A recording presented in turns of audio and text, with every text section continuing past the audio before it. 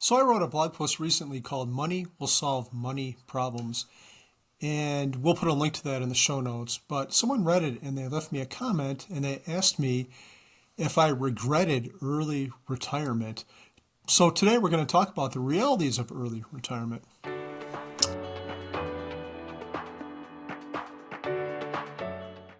Hi there, I'm Mindy Jensen. And I'm Carl Jensen. And this is the Mindy And Carl On Money podcast, where we talk about what happens after you reach financial independence. Why do we call this show Mindy on Money? I don't know, it was your idea. Why didn't you call it Mindy is the Queen of the World podcast?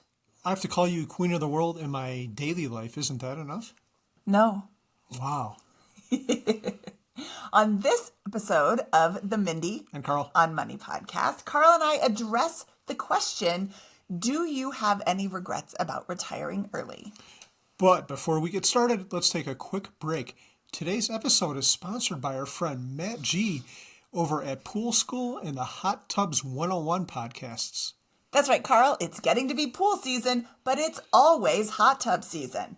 Matt talks about all things pools on Pool School and all things hot tubs on Hot Tubs 101. Matt is the brains behind Swim University. So if you have a pool, you've probably already seen his site. This is going to sound fancy. Y'all might think we're bougie, but we actually have a pool with a diving board and a hot tub. Are they nice, though? Well, the pool holds water. No, it doesn't. It's got a leak. The pool can sometimes hold water. The hot tub is a blow-up hot tub that is in our sunroom. It makes the water hot on the inside, and it doesn't leak yet, so that's a win in my book. Yeah, the hot tub's nice. The tiles on the pool are falling off. Other than that, it's great. And the bricks are breaking, and it needs to be refinished, and there's probably a hole in a pipe somewhere. But otherwise, it's awesome. It's not great. Shout out to Matt for helping us solve many of our pool problems in the past. Many of our pool problems. Okay, so if you have questions about pools or hot tubs, Matt has the answer. Link in the show notes. Okay, now Carl, do you regret retiring early? No. All right, well, we did say these were May, Mindy Monday on month. Wow, that is so hard to say. May, Mindy on Money month. So that's it for our show. Thank you so much for listening. Bye. Can you say that again 5 times I fast? can't say it once. Just to make the show a little bit longer? Okay, but in all seriousness, Carl, we can find all sorts of ways to daydream about early retirement online. There's no shortage of people talking about all the things that they're going to do. But really why we started this podcast is because nobody's talking about the realities of life after you reach financial independence and life after you quit and retire early. Carl, what has your reality been? Correct. It's not all unicorns and beer. Life is... That's not the phrase. Unicorns and rainbows. So life is a lot better. I don't regret anything, but it's not perfect. Early retirement isn't going to come and magically fix everything that ails you in your life. I think that's a really important point to make, because just because it's good doesn't mean it's perfect. And just because it isn't perfect doesn't mean it's not good. Yeah, absolutely. It can be better, but it still might not make you any happier. I was talking to J.L. Collins a couple months ago, and I was talking about all this with him, and he's like, yeah, why did you think money would make you any happier? Money will solve money problems. It's not going to do anything else. Maybe you can find a way to make money solve the other problems, but just the fact that you have money isn't really going to make you happier or do anything. It's just going to allow you to pay the cable bill or the water bill and anything else. It's not going to do much else for your life, and I'm not sure why I expected it would. Well, and I don't think that you're alone in this. I talk to a lot of people in various stages of their journey to financial independence, and everybody is always discussing what's going to happen when I retire. Oh my goodness, I'm going to travel and I'm going to do this and I'm going to do that. And that's great in theory, but that isn't always reality. Yeah, very true. So today I'm going to talk a little bit more about my struggles. I'm going to talk about what early retirement has been like for me, and I'm going to talk about my top 10 tips for early retirees. Okay. What are your struggles? Let's jump into it.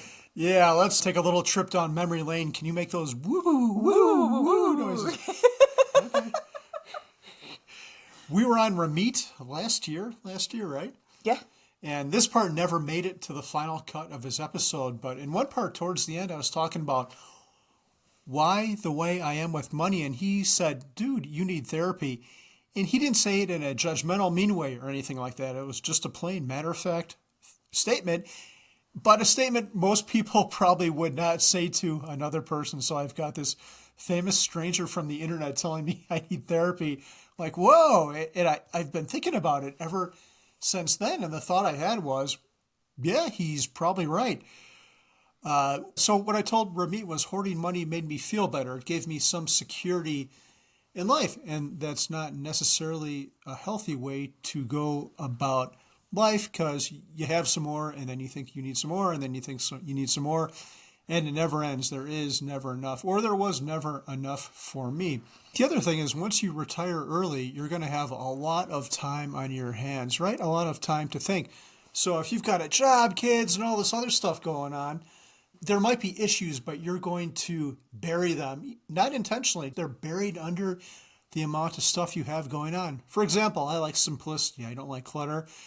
And our lives were pure chaos for long stretches of time. These remodels, tools everywhere. Yeah. Our lives were pure chaos? Yeah, they still are chaos. We're wrapping up our final project. I've got some things going on with my hands because I was doing the fence and I didn't wear my safety gloves all the time. So a lot of stuff can get buried under the busyness of normal life. And when you don't have a job, you've got time to think about this stuff. And then you'll probably have to deal with it. There is no burying it under a job or anything else, because now you've got some time to work on yourself. What I finally decided to do was, and I'll back up a second here. I had a friend named Diana Merriam, who's the founder of the Economy Conference, which is super great. It's awesome. And she did this thing called the Hoffman process. And I had heard about it before, and I thought it was some kind of, not scam, but it sounded like some kind of woo-woo nonsense. But after she said it, I'm like, she's a good friend. And it turned out I had another friend who went to it. So I did a little bit more research, and it seemed based on science and mostly not woo-woo stuff. So I decided to go to work through some of that stuff. And that was only a couple weeks ago. Maybe we'll talk about that more on a future episode, but I am in a better place. Still lots of work to do. But that definitely helped me out. So thank you for Ramit for suggesting I try to get some outside help. Okay. So let's talk about some of our thoughts on FIRE and my experience with early retirement. A lot of people put FIRE on this huge pedestal, and once you get to this dollar amount, life is going to be great, and all your worries are going to go away, and everything is going to be perfect. At least that's what I thought. Did you think that, or?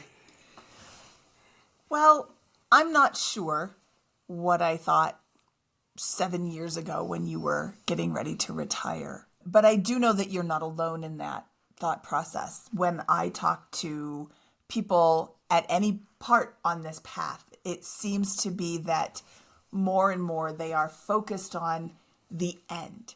Oh, I can't wait till I hit financial independence. I'm going to retire early. And then they don't come outright and say, life is going to be perfect then. But that is absolutely the idea, that life is going to be perfect. But all of the problems that you have the day before you reach financial independence will still be there the day after you reach financial independence.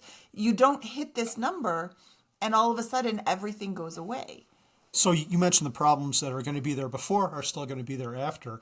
That is true. But the other thing is the problems after you retire might come front and center and say, hey, I'm still here, and now I'm going to harass you more because I'm going to consume more of your brain, since you don't have to use your brain for 40 hours a week at your job. The main takeaway from this, what I would say to y'all, is don't wait till you FIRE to work on your stuff. If you've got issues, now is the time to do that. Don't wait for some future time, because that stuff is always going to be there. It might be suppressed, and I think that might make things even worse, because if you suppress the issues, they're still there. They're still gnawing on you, and they're going to affect you subconsciously, whether you like it or not. So now is the time to work through your stuff. The second thing is retirement is a very, very big life change, right? Like a lot of us, if we have a normal job, we probably work 40 or 50 hours a week. We might have a commute. We're tied to our jobs with laptops and phones and everything else. So how many hours are we awake for a week? Let's just say we sleep 8 hours. So that would be 7 times 16, which is 112. So if you've got a big job, especially if you're an attorney or a doctor, half your waking hours might be spent at work. What FIRE is asking us to do is to leave that all behind and just suddenly pivot. And that's a pretty big deal. That might be one of the biggest life changes you ever experience. Kind of similar to maybe getting married or getting serious with someone or having kids. Not quite as big as those, but it's going to be a major thing. And a lot of people don't do well, even with conventional retirement, because it's the same thing, especially men. Their social networks are tied up in their jobs and their net worth and validation and all that. And then one day they leave it and that's it. It's 1 down to 0. And now you have to figure out how to navigate that new world. One other thing is if you're able to retire at like 30 or 40, you've probably figured out a way to make a lot of money pretty young. So you're probably an overachiever. Is that the right word? Is that the word I'm looking for? Definitely leaning towards overachiever, but there's a lot of people who aren't categorized as overachievers that are still reaching financial independence. You're definitely doing things differently. Yeah. I'm just saying with us, like my own example, I had a job that was like 40, 50 hours a week. We were working on houses for maybe 40 hours a week, and then I was working on the blog. I remember going to bed at midnight a lot of days and waking up at 5 a.m. I probably took off years of my life. And where I'm going with all this is if you're like that, how can you be expected to give all that up easily and not do anything? So I think the quality that makes us able to retire early is also the same quality that makes us least suitable for it, because we want purpose and we want to be doing something. Yeah, and for me, it's been 7 years. I think last April was my 7-year anniversary, and I'm still winding down. I'm in a pretty good place, but not exactly in the place where I want to be, because we're still working on this house that I'm sitting in the basement right now. I see speaker wires in the ceiling. I don't know if that camera's picking them up. Look at the camera. I see switch plates that aren't on. It's 95% done, but I am ready to be done with it. What does life look like now? And you can jump here at any time if you have comments on any of this. Nobody tells me to keep quiet. Okay, so that is true. Nobody puts baby in a corner. No one tells Minnie to be quiet. Yeah. Okay, so we are still wrapping up that last flip. As I mentioned before, I just got done with our fence, and it's almost done. I would say we're at least 95% done, right? With the fence, yes. No, with the house. It's loose ends now, right? With the house. Yeah, I wouldn't say any more than 95. The problem is the last 5% is going to take a super long time because it's like little tedious finishing work that has to, look perfect. Oh, don't tell me that. Yeah, we got to talk. Okay, so depending on the weather and depending on what project we're happen to be working on, I usually do some work on the house. I got to cut up our old fence at some point and throw it in the trash. Unless you're in Longmont and need some firewood, we got you covered. Yeah, that's great. Give us a call. I spend at least 2 hours a day at the gym or doing some kind of physical activity. I try to go for 20 to 25,000 steps a day. Spend at least 2 hours a day doing fun work like the podcast, working on the blog, or building fun things that do not involve the house. And then finally, we do a lot of things with the kids, like school activities. We have lunch with them. We volunteer for their field trips. Maybe not a lot anymore since they're old and are embarrassed. They used to be excited when we would come to school for their field trips. And now they're like, can you just not do that? And they're not happy when we come. Even pick them up in our old car either. The Honda Element. Embarrassing. The Honda Element is not cool to our kids. For me, I'd say the hardest part of early retirement is my sense of urgency actually went up. So if you're at a job and you have to be in the office from 8 to 4 and your boss just wants to chit-chat about the basketball game or some nonsense that's not related to work, who cares? It's on work time. I can do this, but when I'm at home, when I'm early retired, I feel like every minute is mine and I don't want to waste anything. So I actually feel like I have more of a sense of urgency and maybe even more of an optimization tendency because my time is mine and I don't want to waste any of it. My time doesn't belong to anyone. Ramit said you can't use the O word. Yeah, and sorry. also, I think that you are looking at this wrong. How so? You shouldn't be afraid to waste any of your time. If you're enjoying what you're doing, that's not a waste. So right when you first stopped working, you would only read books that taught you something. Do you remember that? Yes. Okay. And now you're finally reading Stephen King books. But not always, not exclusively. There's nothing wrong with reading a book that teaches you something if that is something you want to learn. But you don't have to feel guilty for reading a Stephen King book because it's not teaching you anything. It's still a valuable experience just to jump into a book and go through that little world. And that's something that you still need to work on. Yeah, we'll talk a little bit more about that in the tips, but that is definitely correct. Just yesterday, I went to the fiction section at the library, but I couldn't get myself to check anything out. I've got a list of stuff you can read. Great. We'll talk after the podcast. I think the really best part about financial independence, and I think this is true for a lot of people, is it allows you to be the purest, happiest version of yourself. When you're doing what you want to be doing, that's great, right? It might take you a little time to figure it out, but your time doesn't belong to anyone else. If you're doing it right, you should be doing exactly what you want to be doing. And that's the hard thing because it's going to be a little bit different for everyone. Not everyone is going to want to be guest host on the Mindy on Money podcast like I do. Or did I want to do this, or did you tell me I had to? I told you had to. Okay, I thought that. Yeah, that's just it. Essentially, if you're doing anything, it's because I told you to. That was a joke. Mindy is not domineering. I actually came up with the title of the podcast. I just want to make sure. Very domineering. She is very domineering. But In a good way. can you be domineering in a good way? Or? Yes, look at me. I'm a perfect example. Wow. And you're humble, too. Very humble. Super humble. Man, that's great. Okay, so let's get into our top 10 tips for early retirees. I reflected a lot on these, and I hope these help y'all out. So the first one, number one, is something that was a big error in my thinking, a huge error.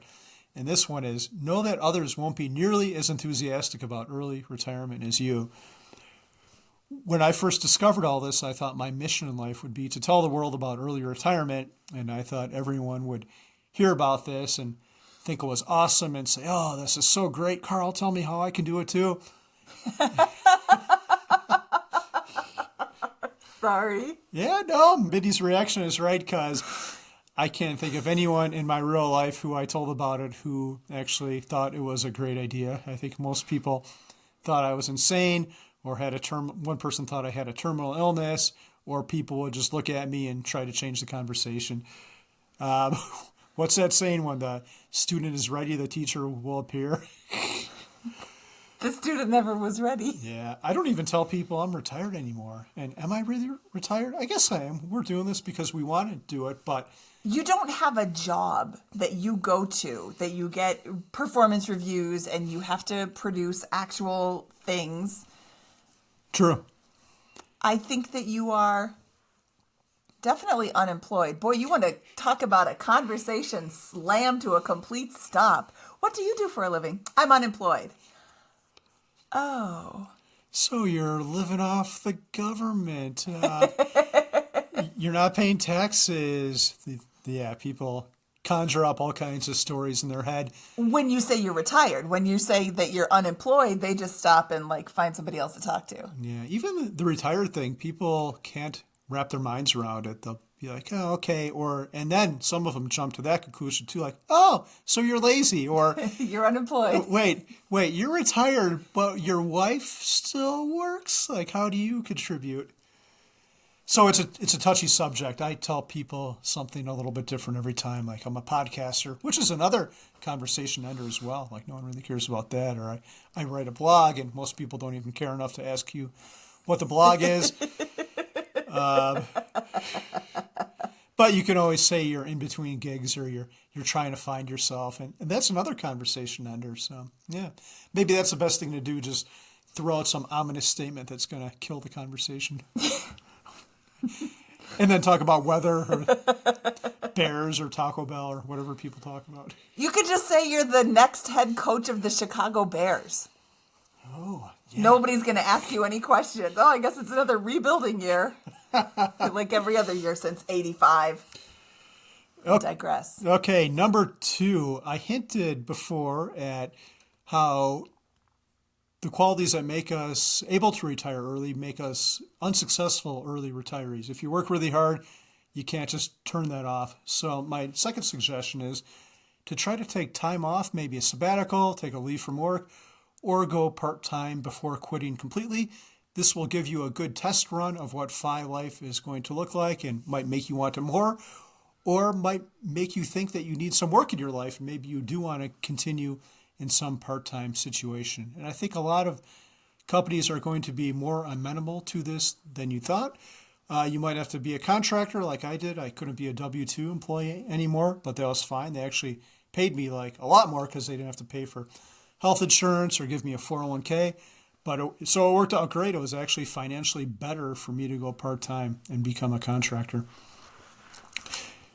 Number 3, make space for yourself. You should plan a super fun day, week, month that starts with the first day that you should have been at work but are now retired. So not a Saturday or Sunday, but plan a day of rest that includes whatever it is that you don't allow yourself to do.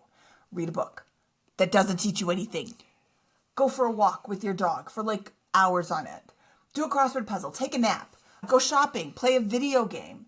Do something for you that doesn't contribute to your mental enrichment, but instead relaxes you. What is something that you haven't had time for? Your very first day of retirement, you should absolutely spend it messing around however you choose.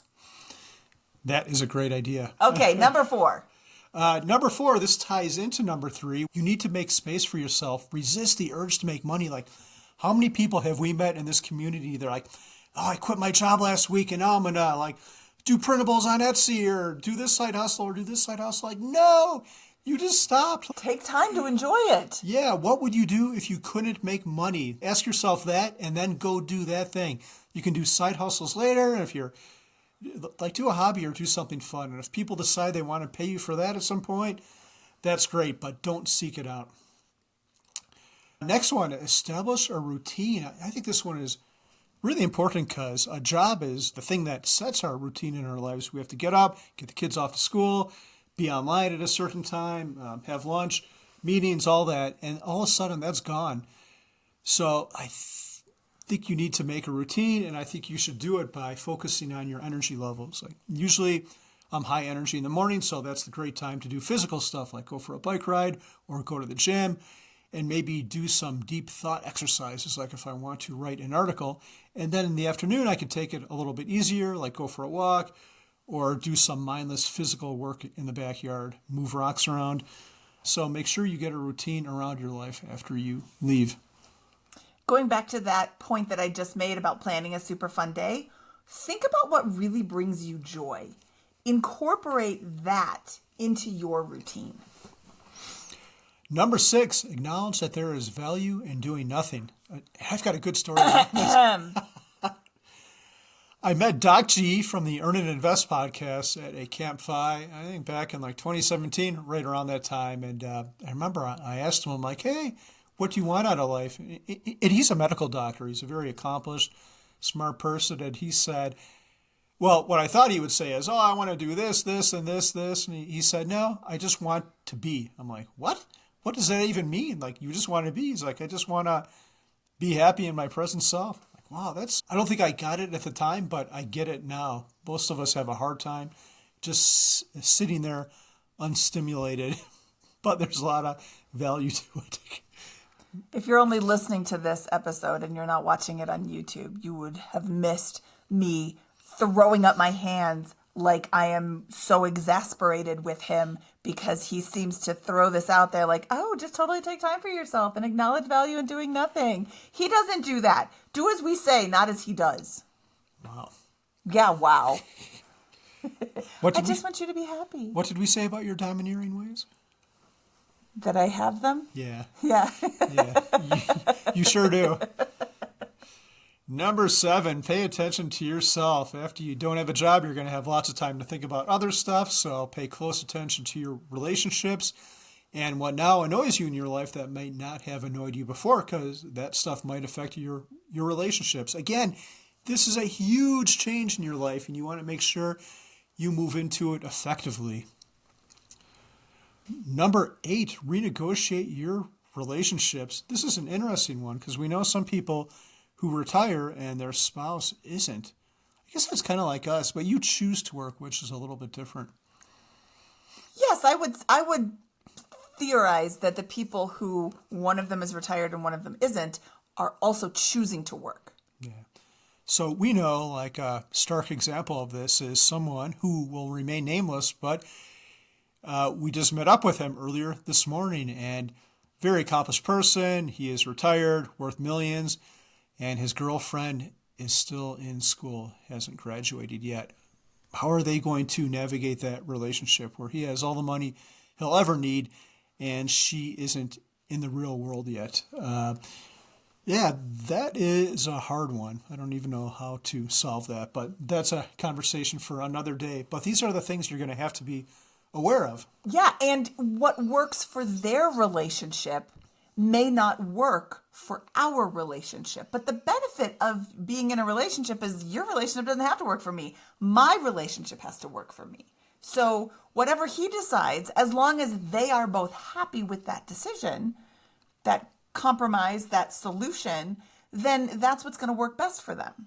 But with renegotiate relationships, if your spouse is not retired, you need to look at the contributions you were both doing when you were both working and now reevaluate what you can take off their plate so that they can continue to work and then not come home and be inundated with all this stuff.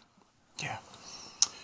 Okay, let's talk about number 9. This is another one that relates to Everybody. Yeah, and where you are in life, because let's say you've worked for 20 years and you've got the money to retire. You're probably at the pinnacle of your career. Like I know I was. I knew the code. I knew all the regulations behind what I had to do. And also our side projects, these houses, like right now, I could probably look at a house listing if it's in our area and know in about 10 seconds if it's worthy of pursuing as a live and flip.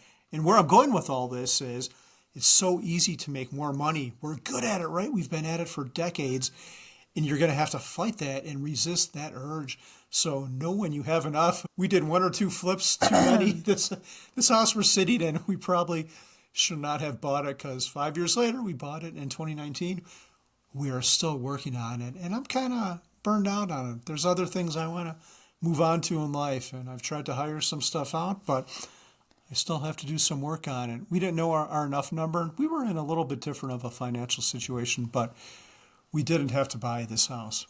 Yes, we didn't have to. We chose to. We could have purchased a house in this same neighborhood in better condition Yes. and not be subjected to all of this for so long. That is exactly what we should have done. Yes, and we will make a lot of money off of this house. But we don't need it. We need time. We don't need money. Yeah. Yeah, it's hard to not go overboard sometimes. All right. And the last tip is nothing has to be static. You don't have to reach retirement, retire, and then say, well, I guess this is it. This is all I'm going to do now. I'm never going to go back to work.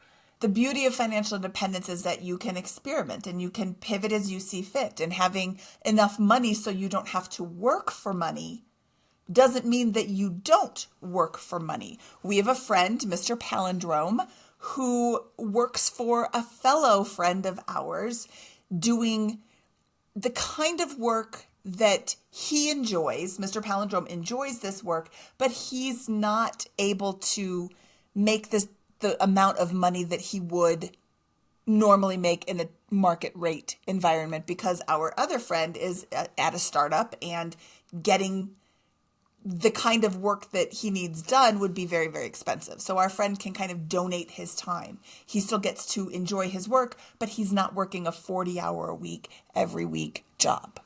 Yep.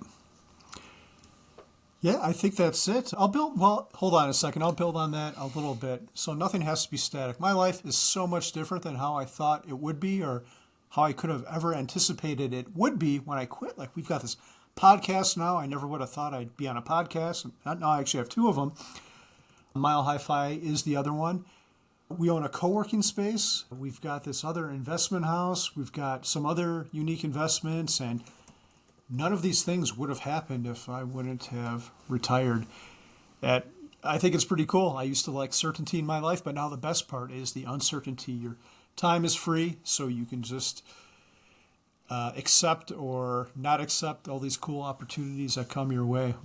Life is great. And I just want to be clear. I think I was kind of negative on some of the show, maybe kind of a downer, but there's no way I'd ever go back to work. So, do you regret retiring early? No, I don't at all. Just the fact, like, even if I had the best job in the world, like if I was doing, like, I liked writing code, solving puzzles. If I was writing code for, like, the coolest thing ever, like rockets or something, I still have to be online and be answering to someone and doing that stuff. I don't have autonomy over that work, even though I really like the work. So therefore, I'm never going back. Yeah, it's super good. I guess I would, like, if you couldn't eat your cheese balls or whatever, I'd go back to work so you could still have your cheese balls. And What are you talking about, cheese balls? you love cheese balls. Why are you such a weirdo? I actually did just make that up, but we couldn't go to... Yeah, if we couldn't go to White Castle, like our anniversary, Valentine's Day dinner. Oh my God. White Castle puts on a Valentine's Day dinner. Google it. You have to get a reservation. The amount of "I'm done with you" is so strong here. All right. That wraps up this episode of the Mindy And Carl. on Money podcast. Next week, we will share some of the many lessons that we have learned from our fellow financial independence community members. Ooh, that's going to be a good one. Some of them involve money. Some of them involve life. Some of them involve White Castle. None of them involve White Castles. Thank Some you. of them involve zebras. Oh, yeah, true that. All right. If you would like to join our Facebook group, you can go to facebook.com/groups/Mindy on Money. And we would love to hear from you. How are you sharing with people what you do when you are retired? Do you just tell them you're retired? Do you say you're unemployed? Do you say you're between gigs? Or do you have another answer altogether? So please join our group and let us know what you think. Thank you. Thank you. Bye-bye.